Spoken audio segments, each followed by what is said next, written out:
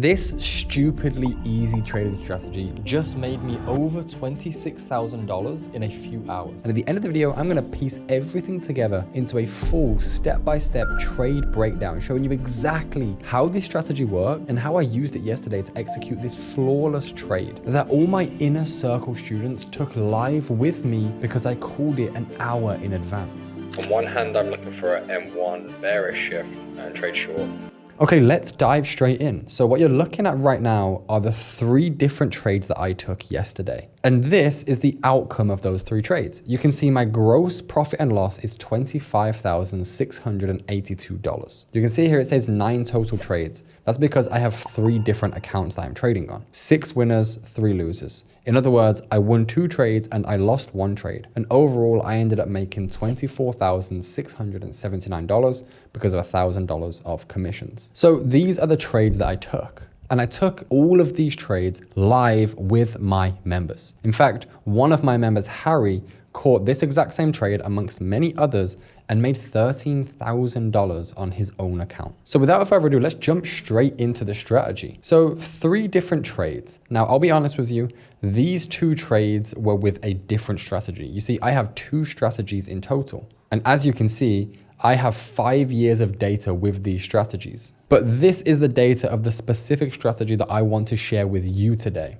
You can see here 2023, 2024, and 2025, extremely profitable. Now, everybody says that they have a profitable strategy to show you on YouTube, but the reality is very few of them can prove it over multi-year long track records. In fact, many people make up strategies that may have worked for 1 week, but then simply lose their edge over time. Maybe you've experienced this. The strategy that I'm going to be sharing with you is actually validated with years worth of data and hundreds of trades executed. Now, I promised you in the beginning of this video that this is going to be an easy strategy. And the reality is it literally is really easy. It follows one main principle, which is market structure. You've all heard of market structure many times over. Essentially, price is always trending in a certain direction, and they always say the trend is your friend, right? Trade with the trend. The problem is that most people don't actually know how to trade with the trend.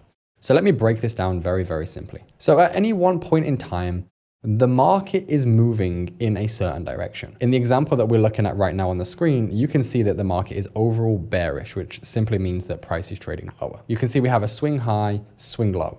That kind of sets the precedent for how this market is developing. Then you can see that this high fails to break above this high.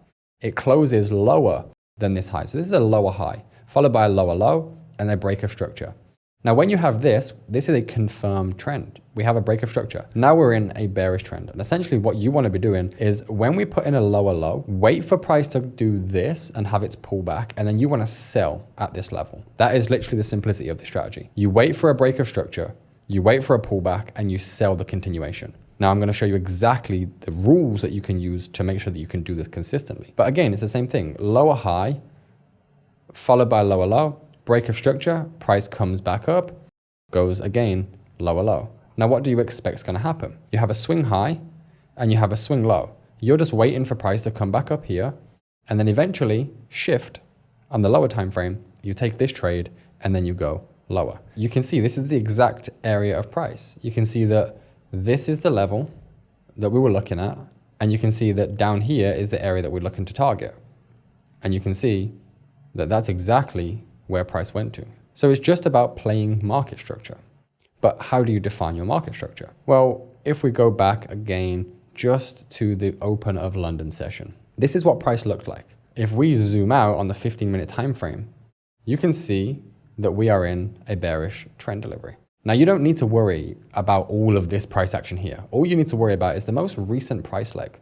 So we can look up in this high. We don't need to try to find the lows and highs because they're visible. We can see that this is a swing high. We can see that this is a swing low. So that gives us our premise. At that point, the market is obviously bearish. And so what we're looking at from there is price has a retracement and then a continuation. So at that point, this becomes our swing high. This becomes our swing low.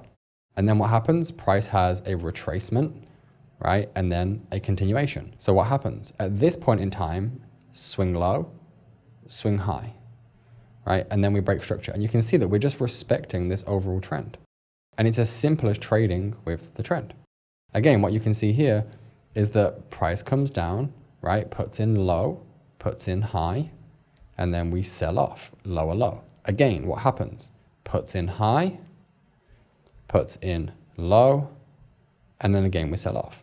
So when I come into the markets this morning and this is what the price looks like, what do you think I'm looking at? Like, it is literally so simple. I have a clear directional bias. I have a swing high, so a strong high, and I have a swing low, which is a weak low.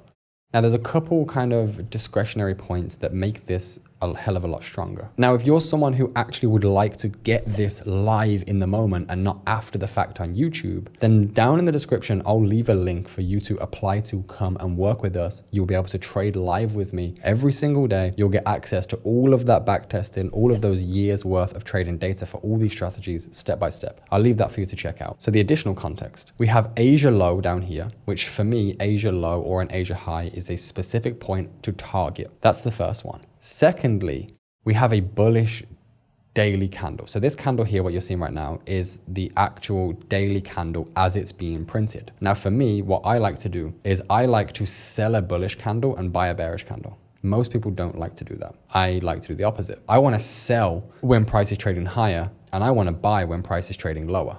Right? That's why you'll oftentimes find that my trades, I'll catch the top of a move to go down and then I'll catch the bottom of the move to go down, which is why sometimes I take a loss. So when I come into the market, this is what I see. It's so crystal clear. I have internal range liquidity. I have Asia session high, which is the most important thing that I need to get taken out. And again, this strategy is step by step. It's rule based. It's like if this, then that. There's no random guesswork and stuff. Like for this strategy, I have 5 different setups.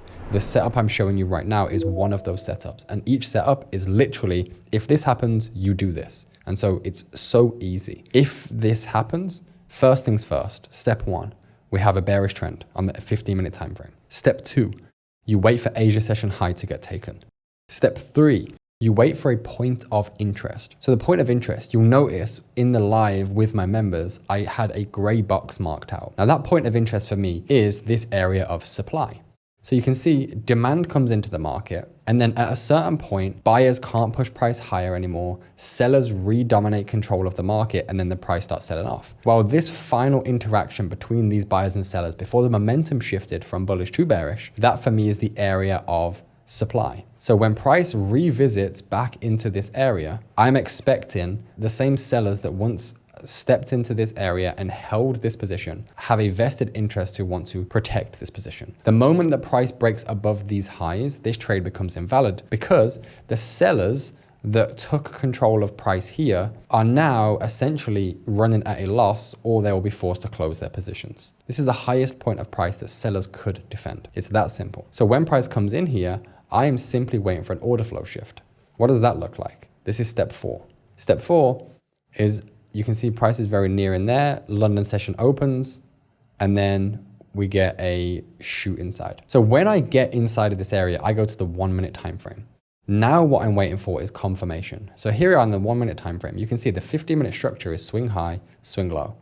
But on the way up to this area, you can see that buyers are in control, right? Buyers are in control of the price. That's why price is trading higher. So there are more aggressive buyers. That's why price keeps bidding up. So you can see here we have a swing high and a swing low. Same market structure rules apply. Swing high, swing low.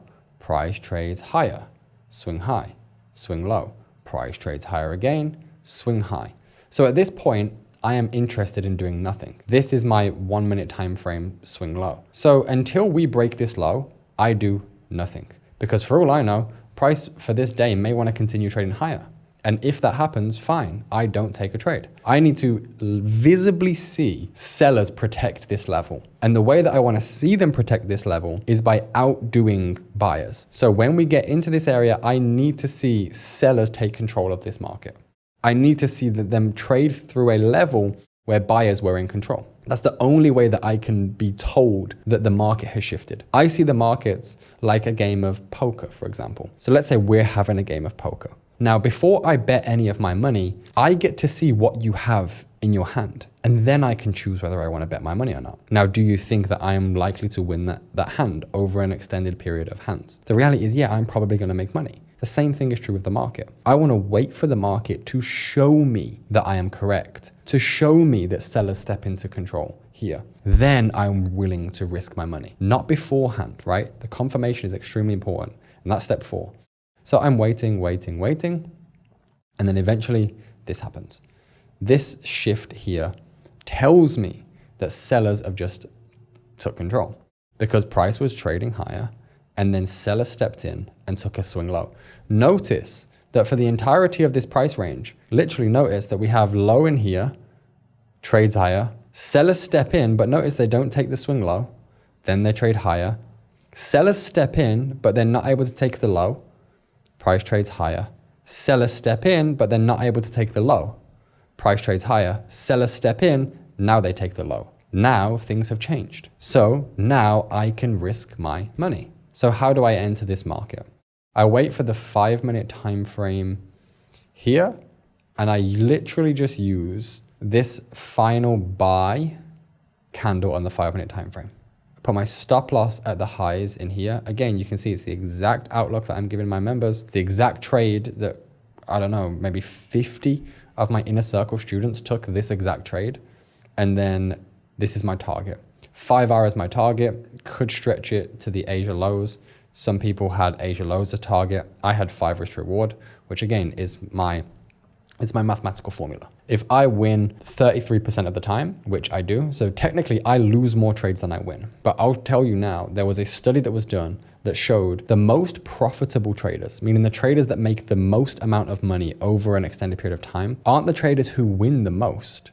No, they are actually the traders who lose more trades than they win. But when they win big, and when they lose small. I lose more trades than I win. But when I'm right, I win big. I win 5 times my risk. So if I have a 33% win rate and I take 10 trades, let's say I have a bad month and I have a 30% win rate. Well, let's say I win 3 of those trades. For each one of those trades, I gain 5%. So 5, 10, 15. And then I lose 7.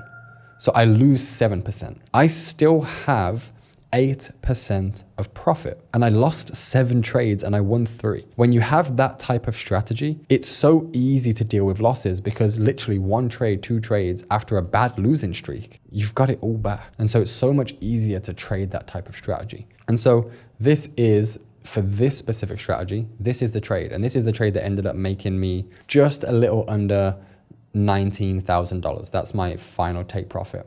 And this is on, again, $400,000 worth of capital. So it's 5 times my risk. So I'm risking $4,000 in order to gain $20,000, right? That's the actual risk to reward. And then, like I said, I took a couple of trades on live session with my members in New York. And yeah, one of those was a loss. One of those was a winner. If you want to be one of those traders who are with me live trading every single day, then the link in the description will give you the information.